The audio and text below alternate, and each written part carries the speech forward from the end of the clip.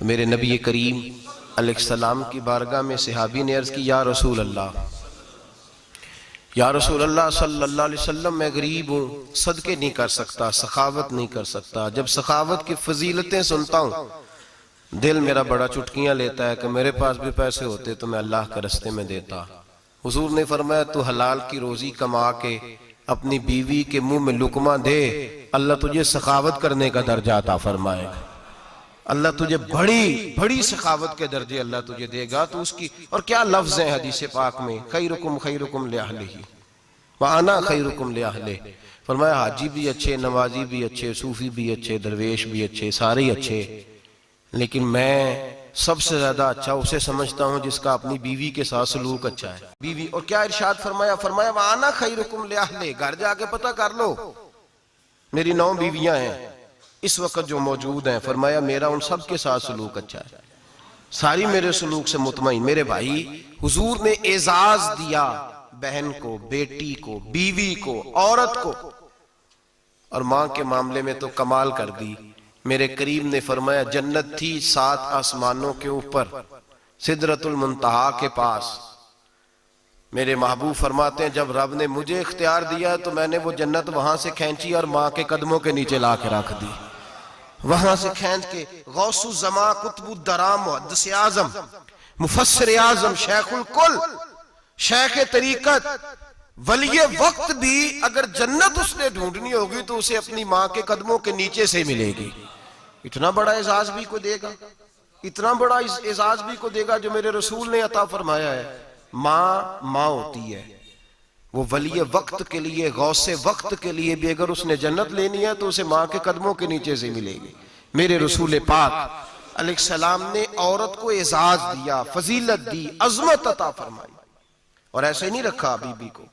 मेरे हबीब पाक ने फरमाया जब औरत के पेट में बच्चा होता है पैदा होने वाला, तो अल्लाह उसे उतना ही सवाब देता है जितना तलवार लेके मैदान में जिहाद करने वाले मुजाहिद को सवाब अता फरमाता है। और अगर दौरान विलादत औरत इंतकाल कर जाती है, फौत हो जाती है, तो मेरे हबीब ने फरमाया वो ऐसे नहीं गई, वो अपने बच्चे के विलादत के मौके पर गई है तो अल्लाह उसे शहादत का दर्जा अता फरमाएगा। हर मौके पर बीबियां हाजिर खिदमत हुई। नबी पाक ने फरमाया जो आदमी अजान सुने और जिस तरह मुअज्जिन कलिमे कहे उसी तरह के कलिमात दोहराए तो अल्लाह ताला मर्दों को 1 लाख नेकी का सवाब देगा अजान का जवाब देने पे। बीबियां आ गई, कहने लगी हुजूर ये तो मर्दों का सवाब है, तो हम तो पीछे रह गई। मेरे हबीब ने फरमाया घरों के अंदर रहना, अजान का जवाब देना, मर्दों को 1 लाख नेकी मिलेगी, तुम्हारे नबी का वादा है तुम्हें 2 लाख नेकी अता फरमाई जाएगी, तुम्हें डबल सवाब मिलेगा। शर्त क्या है? घरों के कुरान मजीद सूरह अहज़ाब आयत नंबर 33 अल्लाह फरमाते हैं वकरना फी बुयूतिकुन्ना, ऐ मेरे महबूब की अज़वाज, ये हुजूर की अज़वाज के वसीले से सारी औरतों को पैगाम मिला।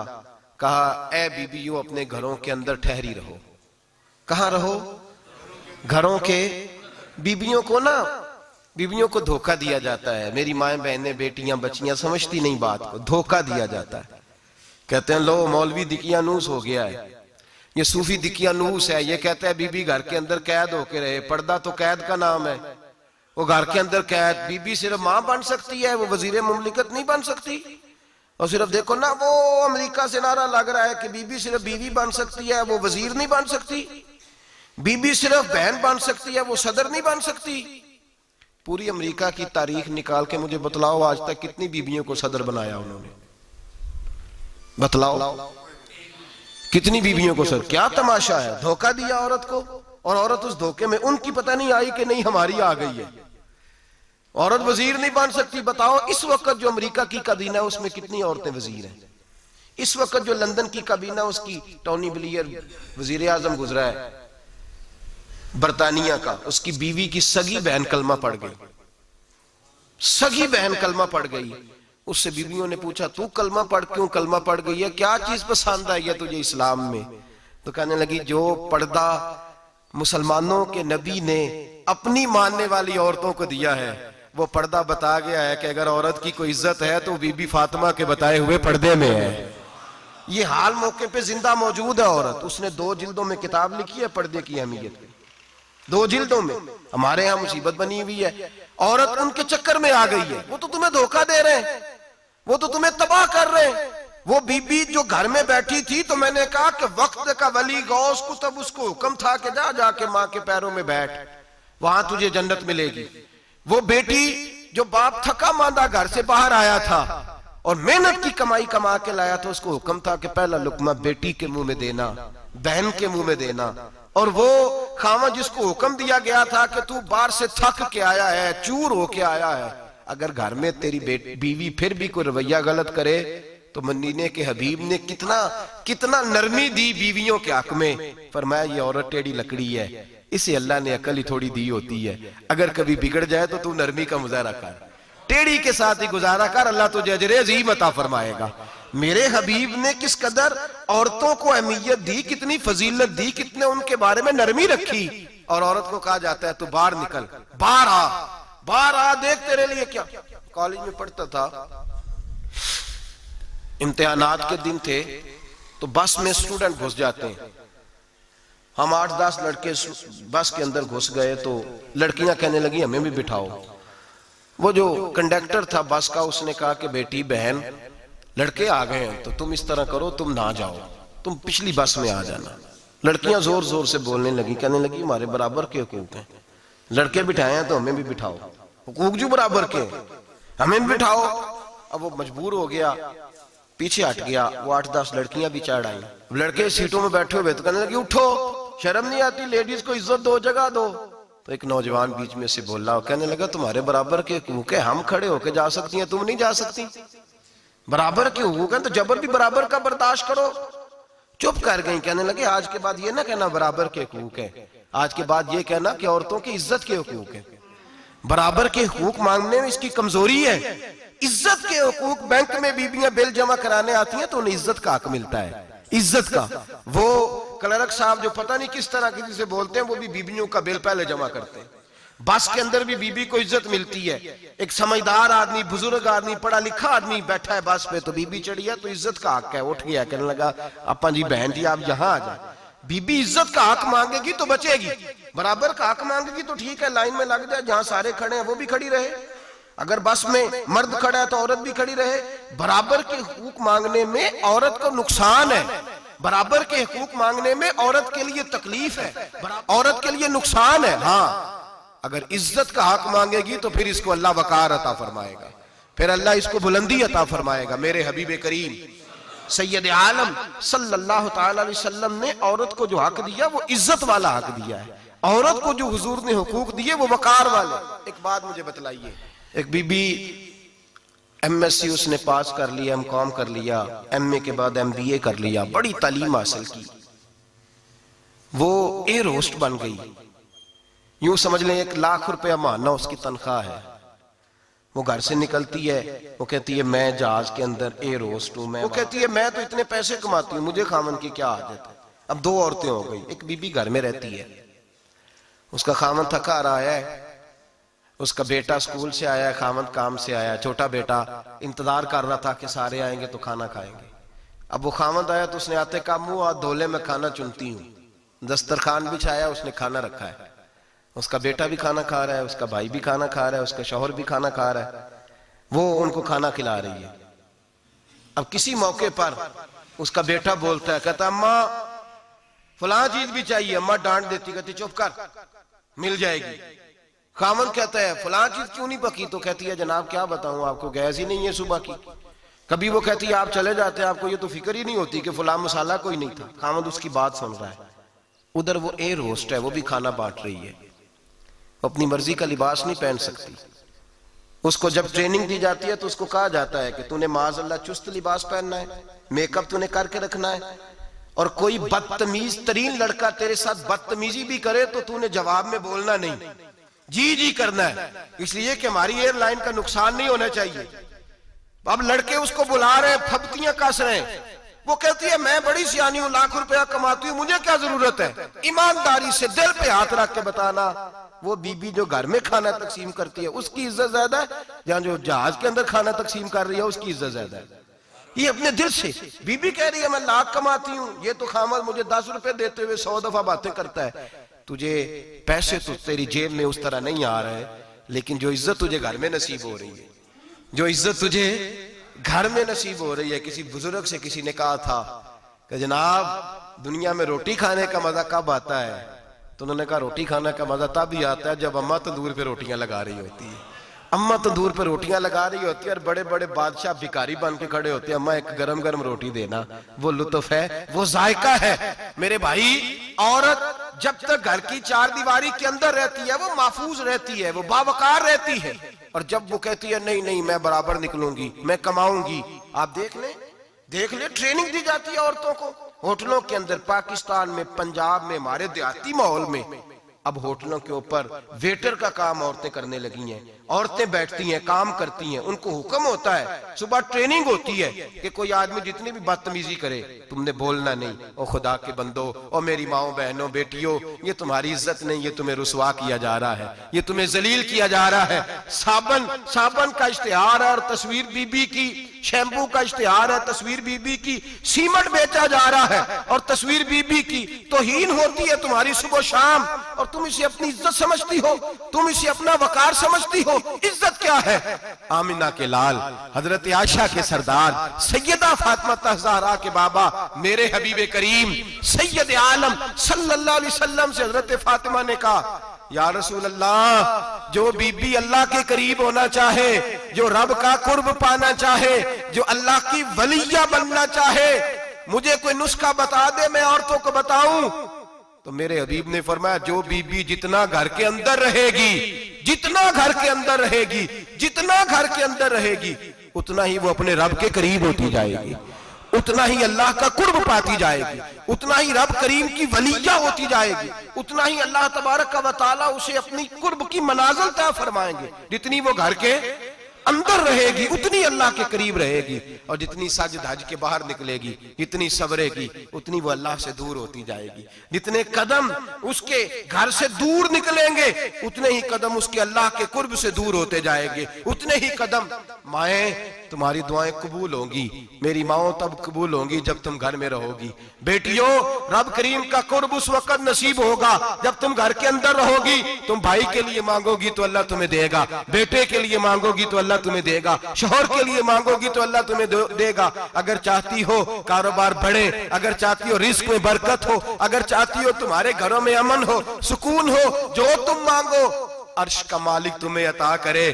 तो फिर मेरे रसूल ने नुस्खा बतलाया है, फिर मेरे करीम ने बतलाया, घरों में बैठी रहना, जितनी घरों के अंदर रहोगी उतना ही अल्लाह ज्यादा दर्जा अता फरमाएगा, तुम्हारी दुआएं कबूल करेगा, तुम्हारी इल्तिजाएं अल्लाह मानेगा। मेरे भाइयों, मेरे अजीजों, औरत के साथ जो जुल्म इस मुआशरे में हो रहा है, बेपर्दगी का तूफान है, तूफान है बेपर्दगी का। एक बुजुर्ग थे, दरवेश से, सादे से, वो आई साहब के पास अक्सर आया करते थे। तो थे बड़े सादे और थे बड़े नेक, पढ़े हुए नहीं थे, जाग रहे हैं आप हजरात, नेक बड़े थे। तो एक दिन ना पर्दे पे बहस हो रही थी, बैठे थे कुछ लोग, तो बात कर रहे थे, कह रहे थे कि जनाब औरत को निकाब पहनना चाहिए, बुर्का ओढ़ना चाहिए, कुछ कह रहे थे टोपी वाला बुर्का अच्छा है, कुछ कह रहे थे फलां ज्यादा अच्छा है। बातें हो रही थी, कोई आयत पढ़ रहा था, कोई हदीस पढ़ रहा था, उलमा बाबा जी सादे से बीच में बैठे थे। मैंने उनकी तरफ तवज्जो की, मैंने कहा बुजुर्गो आप भी तो कोई जवाब देना। कहने लगे मौलवी साहब मुझे हदीसें नहीं आती। कहने लगे मुझे आयतें और हदीसें, मुझे नहीं आती आयतें और हदीसें, पर पर्दा बड़ा जरूरी है, ये मेरी अकल में बात आ गई है। तो मैंने कहा वो किस तरह? कहने लगा ये तो छोटे से बच्चे की भी अकल में आ जाती है। मैंने कहा साहब हमें भी समझा दें, चले हमें को बात मिल जाए। आप चले, अगर आपने इल्म नहीं पढ़ा तो उम्र तो आपकी ज्यादा है ना, आपने बुजुर्गों से बातें सुनी है। तो कहने लगे बेटा मेरा छोटा सा पोता है, वो बाजार से टाफी खरीद के लाता है, अगर टाफी के ऊपर से कागज उतार देता है ना तो टाफी में मक्खियां बैठनी शुरू हो जाती है, टाफी पे मक्खियां बैठ जाती हैं। जब तक उसके ऊपर वो लिफाफा रहता है, कागज रहता है, उस पे मक्खियां, अल्लाह करे आपको समझ आए, अल्लाह करे आपको समझ आए, अल्लाह करे उस दरवेश की बोली टकरा जाए। कहने लगे जब तक तो उसके ऊपर कागज रहा तब तक उस पे मक्खियां, और जब उसके ऊपर से कागज उतर गया तो मक्खियां बैठ गई। कहने लगे 4 साल का मेरा पोता, मैंने मिन्नत कर दी कि खा लो। कहने लगा मैं नहीं खाता, इस पे मक्खियां बैठ गई हैं, मैं नहीं खाता, गंदी हो गई है, मैंने ये टाफी नहीं खानी। कहने लगे मैं बूढ़ा आदमी दोबारा दुकान पे गया, जद्दोजहद करके नई टॉफी लाया, बेटे को कहा खा लो। अब उसने खाई, कहने लगे मुझे समझ में आ गई, जो बीबी पर्दा करेगी उस पे मक्खियां नहीं बैठेंगी, जो औरत पर्दा करेगी उस पे मक्खियां, और अगर उस पे मक्खियां बैठ गई तो फिर वो किसी के लिए काबिल कबूल है। और अगर पर्दे में छुपी रही, अगर पर्दे में छुपी रही, और भाई कीमती चीजों को गुलाब चढ़ते हैं।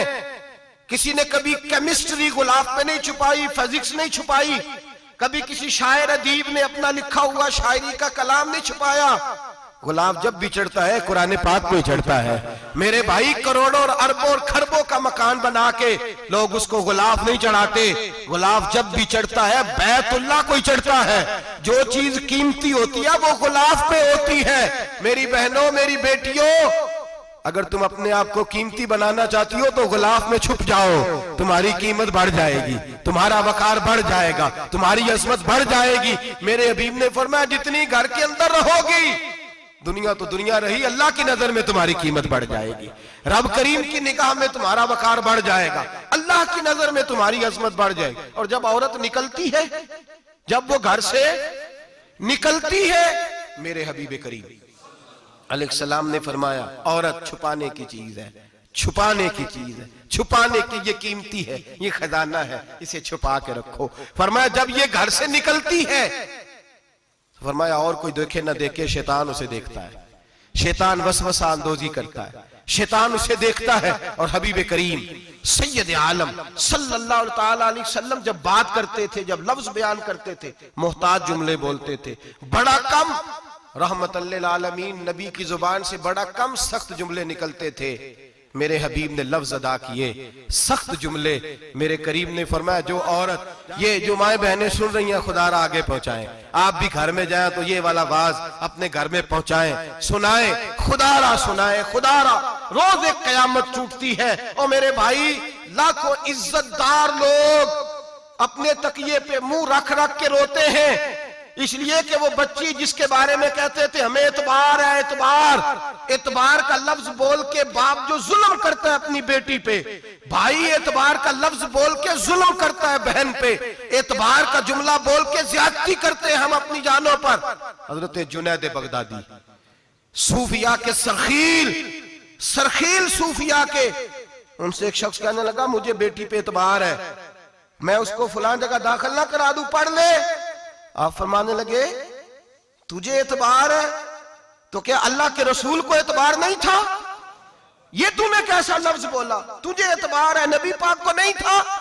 मेरे महबूब के पास हजरत आयशा सिद्दीका बैठी थी, और वो बीबी जिसको कुरान कहता लस्तुन्ना कहदम मिनन निसा, तुम्हारे जैसी दूसरी कोई हो सकती नहीं। मेरे महबूब के पास हजरत अफसा बैठी थी, जनाबे सौदा बैठी थी, इससे बढ़कर भी किसी को एतबार होगा? जिनको कुरान कह दें जैसी दूसरी हो ही नहीं सकती। हजरत अब्दुल्ला बिन मक्तूम नाबीना से अभी आए, ओ भाई नाबीना, दिल की आंखें खोल के सुनो, नाबीना से अभी, नाबीना आंखों से नजर नहीं आता, हुजूर की बारगाह में आए, मुझे एतबार है बेटी पे, मुझे एतबार है, संदल की बनी हुई बेटी है, हूर है तेरी बेटी, उसके करीब गुनाह नहीं जाता, ये तू ज्यादती कर रहा है अपनी बेटी पे, ये जुमला बोल के तू जुल्म कर रहा है, तू जालिम और फाजर हो गया जब तूने ये कहा कि मुझे एतबार है। मेरे हबीब पाक से बढ़कर किसको एतबार होगा? मेरे करीम रसूल सैयद आलम नूर मुजस्सम सल्लल्लाहु ताला अलैहि वसल्लम ने फरमाया, हजरत आयशा थी, हजरत अफसा थी, हजरत सौदा थी, अब्दुल्ला इब्ने मक्तूम नाबीना आए तो मेरे नबी ने फरमाया बीबियों पर्दा करो, बीबियों बोल के बताइए, बीबियों, सारे बोलिए बीबियों, अल्लाह करे ये आवाज गूंज जाए पूरे मुआशरे में, बीबियों। मेरे नबी ने जुमला कहा बीबियों पर्दा कर लो, पर्दा करो, नजरें झुकाओ, नकाब ओढ़ो। एक ज़ौजा बोली हुजूर उन्हें तो नजर नहीं आता, वो तो बेचारे नाबीने हैं। तिरमिजी में हबीब पाक के लफ्ज सुनिए, या रसूल अल्लाह उन्हें तो नजर नहीं आता।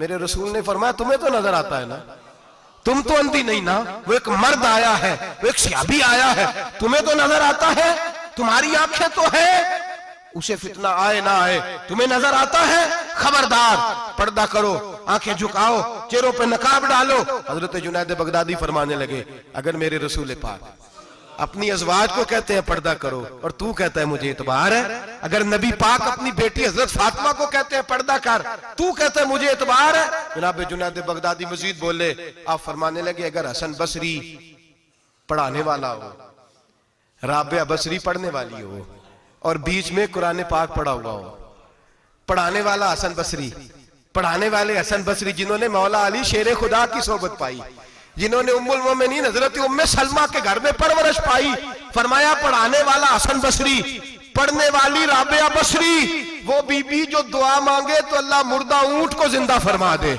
फरमाया पढ़ाने वाला हसन बसरी हो, पढ़ने वाले राबिया बसरी हो, और जो पढ़ा जाए वो कुरान हो। फरमाया कसम अल्लाह की इज्जत की, मैं फिर भी उन्हें पढ़ने पढ़ाने की इजाजत नहीं देता, मैं फिर भी उन्हें तन्हाई में बैठने की इजाजत नहीं देता, मैं फिर भी उन्हें अकेले रहने की इजाजत नहीं देता, इसलिए कि ये हसन बसरी हैं और मना करने वाले इमामुल अंबिया हैं, इसलिए कि ये राबिया बसरी हैं और मना करने वाले सैयदुर रुसल है। खबरदार, फिर भी इजाजत नहीं। मेरे नबी करीम अलैहिस्सलाम बोले, हुजूर की बारगाह में सहाबा ने अर्ज किया कि या रसूल अल्लाह सल्लल्लाहु अलैहि वसल्लम, अगर कोई नेक आदमी किसी नेक औरत के साथ बेपर्दा हो, नेक आदमी, वो पीर गुनाहगार नहीं जिसके पास बीबियां जाती हैं, वो गुनाहगार नहीं, वो तो मुजरम है, वो खाली गुनाहगार नहीं, वो तो पापी है, वो खाली गुनाहगार नहीं, वो तो दीन का डाकू है, डाकू, वो तो फासिक है, वो तो दीन की हदें तोड़ने वाला है, वो तो उसको तो घसीटा जाएगा कयामत के दिन, जो औरतों से बेपर्दा मिलता तो घसीटा जाएगा। लेकिन सवाल ये है वो खामद किधर होता है जिसकी बीवी पीर के पास अकेली जाती है? सवाल ये है वो भाई किधर होता है जिसकी बहन पीर के पास अकेली जाती है? सवाल ये है बेटा किधर होता है जिसकी अम्मा अकेली जाती है? मेरे नबी रहमत नूर मुजस्सम शफी मुअज्जम सरवर कौन मका सयाह लामका सल्लल्लाहु अलैहि वसल्लम की खिदमत आली मर्तबत में सहाबी ने पूछा कि या रसूल अल्लाह, अगर नेक हो बंदा, बीबी भी नेक हो, तो एक में बैठ सकते हैं? आला हज़रत ने फरमाया अगर औरत दीन सीखने चाहे, पीर के पास जाए तो अपने खामद के साथ जाए, अपने भाई के साथ जाए, फिर भी पर्दे में बैठे, दूर बैठे, आवाज के साथ बात को समझे, लेकिन उसको तनाई करने की इजाजत किसी को भी इजाजत है, वो चाहे जो मर्जी भी हो, कोई भी हो, कोई भी हो, बड़ी खुली बात कर रहा हूं। मेरे हबीब पाक से पूछा, हुजूर अगर मर्द औरत नेक हो फिर भी तनहा नहीं बैठ सकते? मेरे महबूब ने फरमाया अगर जकरिया के बेटे याहया हो और ईसा की वालदा मरियम हो तो फिर भी मैं उन्हें तन्हा रहने की इजाजत नहीं देता, फिर भी उन्हें तन्हा रहने की मैं इजाजत नहीं देता, फिर भी इजाजत नहीं है। जब मेरे रसूल पाक सल्लल्लाहु अलैहि वसल्लम ने इतनी पाबंदी लगा दी, जब बात हजरत हसन बसरी और राबिया बसरी की आ गई, जब बात जनाबे मरियम सलामुल्लाह अलैहा और जनाबे सैयदना जकरिया अलैहिस्सलाम की आ गई, जब यहां तक बात पहुंच गई तो फिर तू मॉडर्न है, फिर तू ज्यादा एतबार वाला है कि तेरी बेटी यूनिवर्सिटी ड्राइवर के साथ जाती है? फिर तूने कहां से वो उसके अंदर नूर भर दिया है कि तेरी बेटी अकेली घूमती है? फिर कहां तूने ये बात समझ लिया है कि तेरी बच्ची जहां मर्जी तन्हा रहती है? फिर तू कहां से वो कुव्वत लाया? ये तालीम है? इकबाल ने कहा यार मशरिक हवस में गलता, शबाब उरिया शराब इसियां, जिसे भी देखो गरी के इसियां, हम ऐसी तहजीब क्या करेंगे? और इकबाल कहने लगे तुम्हारी तहजीब खुद अपने खंजर से खुदकुशी करेगी, इसलिए कि जो शाख नाजुक पे बनेगा आशियाना वो ना पायदार होगा। मेरे भाई हम लोग पहले हाथ में आग का अंगारा देते हैं, फिर कहते हैं बेटे तूने जलना नहीं। हम पहले उसको सारी सहूलियात देते हैं, फिर कहते हैं तूने बिगड़ना नहीं। मेरे नबी रहमत नूर मुजस्सम शफी मुअज्जम सल्लल्लाहु अलैहि वसल्लम ने फरमाया जो बीबी बन सवर के बाजार जाए, मेरी तरफ देखे, आंखें खोल के देखे, ये हदीस आपने सुनानी है। इंशाल्लाह बोलिए, सुनाएंगे इंशाल्लाह ताला, बोल के इंशाल्लाह कहिए आपको सवाब होगा, सुनाएंगे इंशाल्लाह। मेरे नबी करीम सल्लल्लाहु अलैहि वसल्लम ने फरमाया जो औरत बन सवर के बाजार जाए, अब तो खैर बीबियां बुरका पहन के जाती, बुरके पे भी कढ़ाई की है, बुरके पे भी काम कराया, बुरके पे जो काम और नक्श निगारी हुई है वो 10,000 की है। बुरका पर्दे के लिए पहना था, दिखाने के लिए। ये कैसा बुरका है कि उसने बुरका भी पहना हुआ है और बुरका भी उसने फैशन वाला पहन लिया है? ये किस तरह का? इस तो पर्दे को पर्दे की जरूरत पड़ गई। ये कैसा पर्दा है कि जो पर्दे को पर्दे की जरूरत है? बुरका तो इसलिए होता है कि मुझे देखे कोई ना, और इसने तो पहना ही इसलिए कि जरा लोग देखें तो सही मैंने कितना कीमती पहना है। इस हिजाब को हिजाब की जरूरत पड़ गई। मेरे हबीब पाक अलैहिस्सलाम ने फरमाया बिला जरूरत, औरत को इजाजत है, बीमार हो तो डॉक्टर के पास जाए, औरत को इजाजत है, जरूरत पड़ जाए, घर में सौदा सलफ ना आता हो तो लेने चली जाए, औरत को इजाजत है, अगर गवाही की जरूरत पड़ जाए तो पर्दा करके काजी अदालत के पास गवाही देने जाए, औरत को इजाजत है हज पे जाए, औरत को इजाजत है उम्रे पे जाए, औरत को इजाजत है कि अगर किसी वक्त जिहाद के लिए औरतों की जरूरत पड़ गई तो हजरत फातिमा और जनाब आयशा की सुन्नत अदा करे, जिहाद को जाए। लेकिन अगर औरत मौज करने जाए और रोज कहे वो देखे ना फलां फलां पार्क में थे, आप तो कभी गए ही नहीं, फलां जगह थे, आपके पास तो फुर्सत ही नहीं, फलां मेरी सरगोदे वाली बहन का खामन तो रोज लेके जाता है, आपने तो कभी तवज्जो नहीं फरमाई। रोज पैगाम देती रहे मेरे हबीब करीम सैयद आलम सल्लल्लाहु अलैहि वसल्लम ने फरमाया जो बीबी बन सवर के बिला जरूरत बाजार जाए, नबी पाक अलैहिस्सलाम ने फरमाया एक कदम वो उठाएगी तो उस पर अल्लाह की लानत बरसेगी, फरिश्तों की लानत बरसेगी, जमीन वाले लानत बरसाएंगे, आसमान वाले लानत बरसाएंगे। और मेरे हबीब बोले तो फरमाया जब अल्लाह की लानत बरसेगी तो मैं भी उस बीबी पे लानत ही करूंगा जो बीबी बन सवर के जाए। और आगे सुन ले, मेरे हबीब ने फरमाया अगर उसका खामद राजी हो उसके बन सवर के बाजार जाने पे, आप नाराज हो जाएं, अल्लाह करे इस बात पे हो ही जाए और अल्लाह करे बदल जाए निजाम, जो खामद खुद मेकअप करा के तैयार करा के पार्टी में लेकर के जाए, जो सामने वाली फ्रंट सीट पे खुद बगैर नकाब के उसको बिठाए, जो मोटरसाइकिल की पुश्त पे खुद तैयार करा के बिठाए और जो खुद कहे तू चली जाना, जा तू शादी भी तू देखा, फला काम भी तू करा, मैं आजाद हूं। मेरे हबीब ने फरमाया जिसकी बीवी बन सवर के जाए, जिसकी बीवी मेकअप करके जाए, चेलम पे भी ब्यूटी पार्लर से होके जाती है, जिसकी बीवी बन सवर के निकले वो राजी हो, वो खुश हो। बाद ऐसे मना करते हैं, नाराज होते हैं, वो गुनाह सिर्फ औरत के जिम्मे है। लेकिन अगर औरत बन सवर के निकल रही है और खामद राजी है, वो कहता है हाँ हम मॉडर्न है, हम जदीद दौर के हैं, हाँ जिद्दत इसी का नाम है, हाँ तो लोगों को पता कैसे चलेगा हमारे पास पैसे हैं, कैसे पता चलेगा कि 3 गाड़ियां एक अब्बा जी के पास है, एक बेटी के पास है, एक बीवी के पास है, कैसे पता चलेगा कि हम बहुत ताल्लुकात वाले हैं, अब्बा जी फलां शादी पे, बेटी फलां घर में और बीवी फलां घर चली गई, हमारे ताल्लुकात ज्यादा है इसलिए हमें ज्यादा जाना पड़ता है। मेरे हबीब करीम अलैहिस्सलाम ने फरमाया औरत बन सवर के जाए, खामद राजी हो, वो जितने कदम उठाएगी उतने ही अपने खामद के लिए जहन्नम में मकान तामीर करेगी।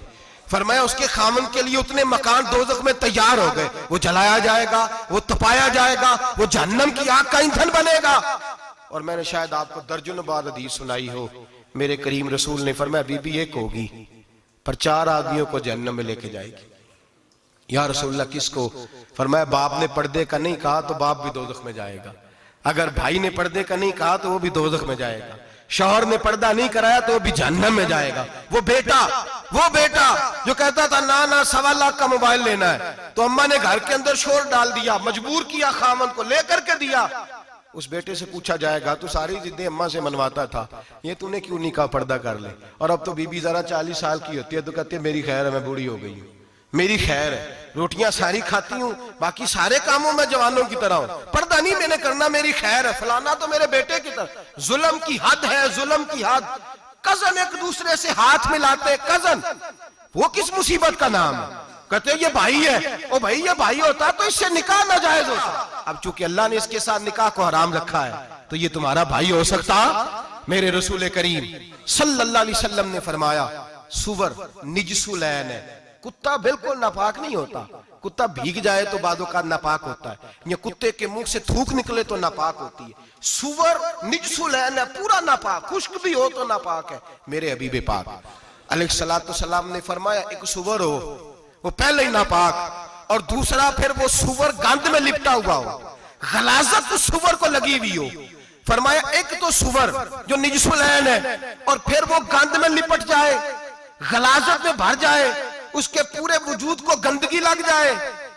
फरमाया वो सुवर गंदगी और गलाजत में लिपटा हुआ तेरे जिस्म से लग जाए तो इतना बुरा नहीं जितना गैर महरम औरत का वजूद तेरे वजूद से लग जाए तो बुरा है।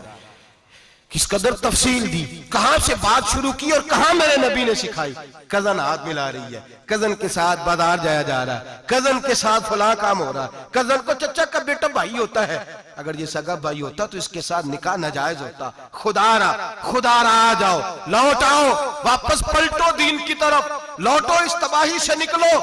ये जो आग है, ये जो बेसुकूनी है, ये जो तमाशा है, ये लाखों कमाने के बावजूद जो बेबरकती है, ये बड़ी बड़ी फौजों के बावजूद जो रोज मैयतें उठती हैं, ये जो रोज जनाजे पड़े जाते हैं, ये जो रोज बेटियां बेवा होती हैं, ये जो रोज माओ के सुहाग लुटते हैं, ये हमारी नाफरमानियां हैं। हम दीन के मामले में हम लोगों ने नरमी शुरू कर दी है। हम अल्लाह और उसके रसूल से बगावत करने लगे हैं। मेरे हबीब करीम सैयद आलम नूर मुजस्सम शफी मुअज्जम सल्लल्लाहु अलैहि वसल्लम ने फरमाया जिना सिर्फ शर्मगाह का नहीं होता। हुजूर ने फरमाया आंखें भी जानी होती हैं, कान भी जानी होते हैं, जुबान भी जानी होती है। बुखारी मुस्लिम दोनों में मौजूद है। सहाबा ने अर्ज की हुजूर जुबान कैसे जानी होती है? फरमाया जो नमाज के बावजूद गंद बोलता है, गलीज गुफ्तगू करता है, वो जुबान का जानी है। और फरमाया जो रोज गंद देखता है, वो जितनी मर्जी तजते पड़े, वो आंख का जानी है। और जो गंदी बातों में लज्जत महसूस करके सुनता है, वो जितना मर्जी रोज उठ के मस्जिद में झाड़ू दे, वो कानों का जानी है। मेरे नबी ने फरमाया आंख का जिना भी छोड़ दो, कान का जिना भी, बोलिए कान का जिना भी, जुबान का जिना भी।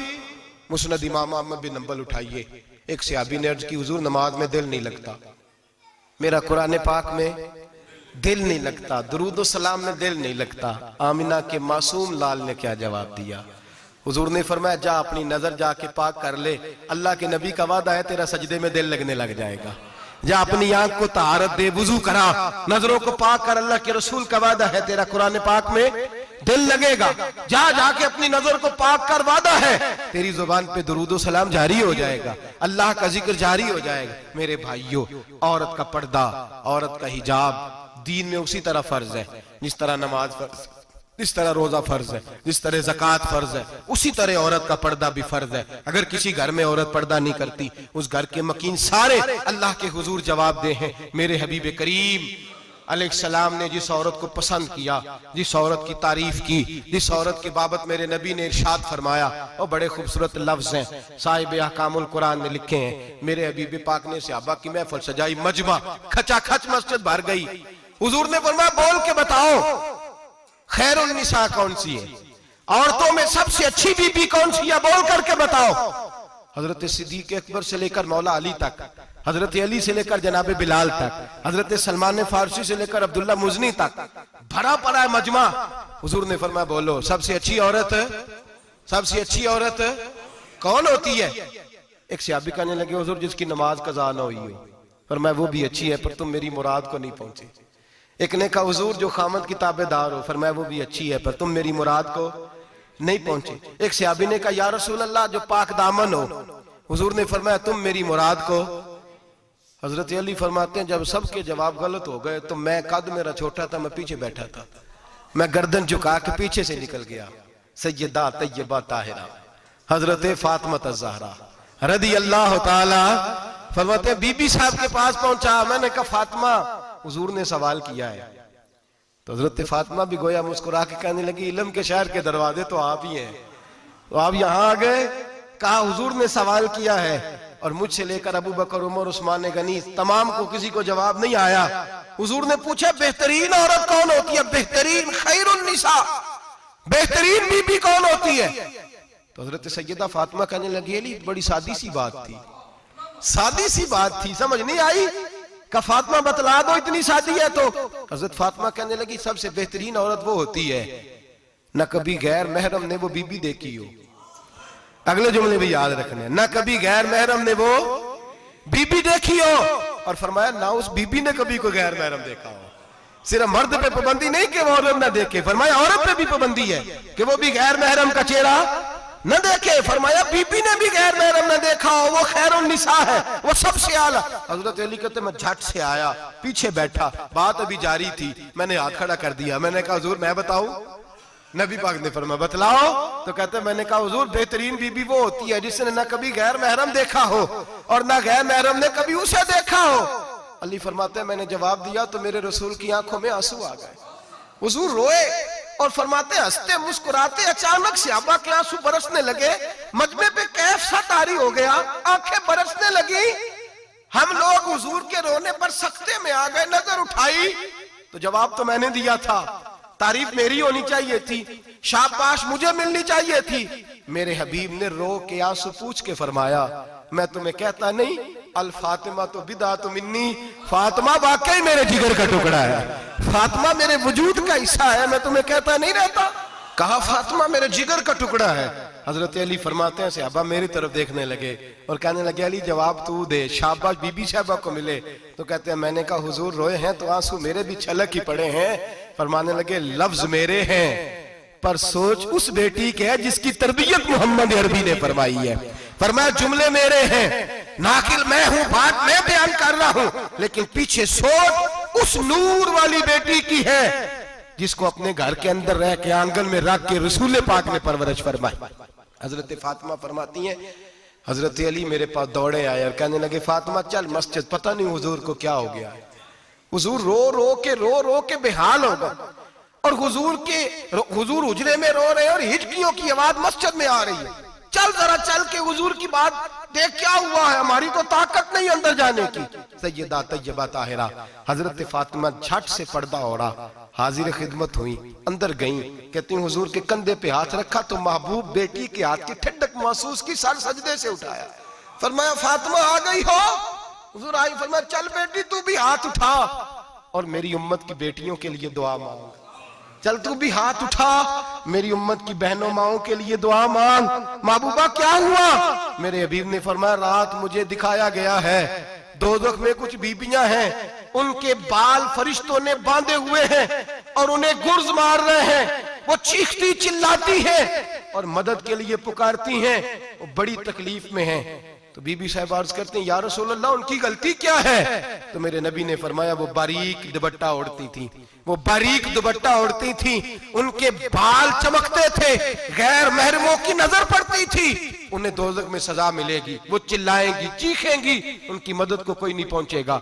चल तू हाथ उठा दुआ मांग। हजरत फातिमा उम्मत को पैगाम देती हैं पर्दा ओढ़ लो, हिजाब में आ जाओ, अपने आप को रसूलुल्लाह की बारगाह में झुका दो।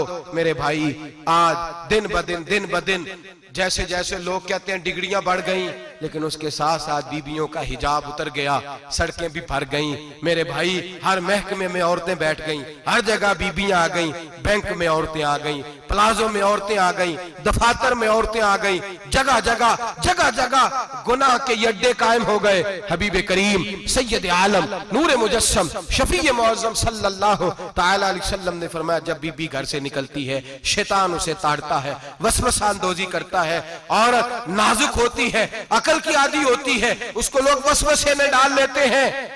पाकिस्तान का तजदिया निगार कहता है अगर 100% पसंद की शादियां होती हैं उनमें 40% लड़के अपने घर वालों को मजबूर करते हैं, 60% लड़कियां मजबूर करती हैं। 60% उनके अंदर ऐसी शैतानियत भरी जाती है, कमजोर अकल होती है, उसे ऐसे बागात दिखाए जाते हैं, उलझ जाती है, और जिस तेजी से ये जाली निकाह होते हैं उस तेजी से तलाक होती है। वो बेटी जो काली चुंगल में फंस के जिद्दत के चुंगल में अपनी मर्जी करते हुए मैदान में निकली थी, सारी जिंदगी का धब्बा लगा के घर बैठ गई।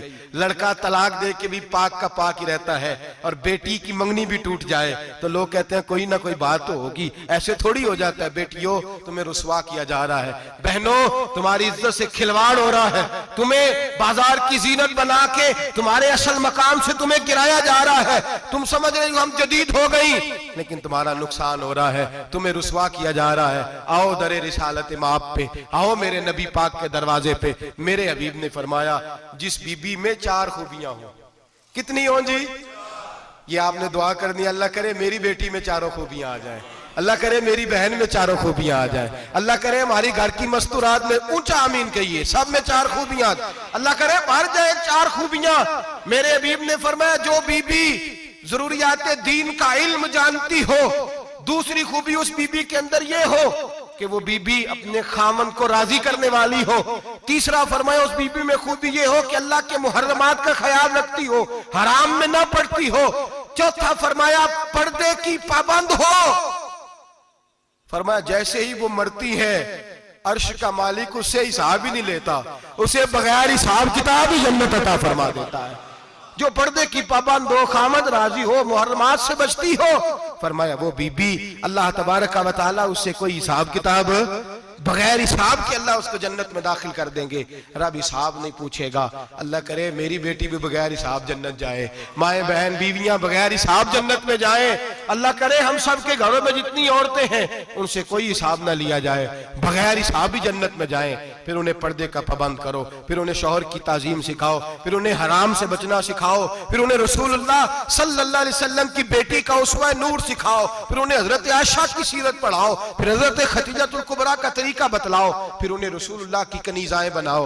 अल्लाह करे हम यहाँ से जुमा पढ़ के जाएं तो हमारे हाथ में एक बुरका भी हो, हमारे हाथ के अंदर जो है वो एक बड़ी चादर भी हो।